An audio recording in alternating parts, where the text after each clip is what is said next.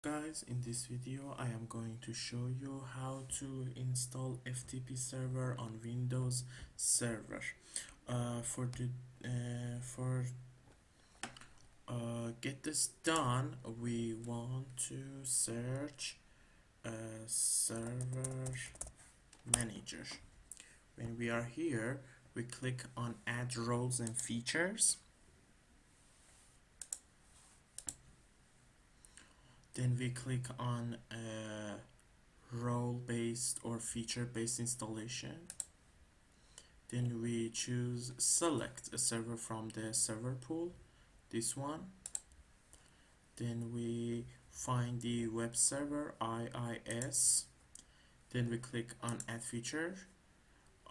We don't need this server role. In features, we don't have to check anything.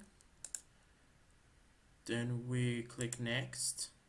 We find the FTP server, then click next. Then we click on install and we wait for installation. After installation, we click on closed, and the FTP server is already installed on your Windows server. For more videos,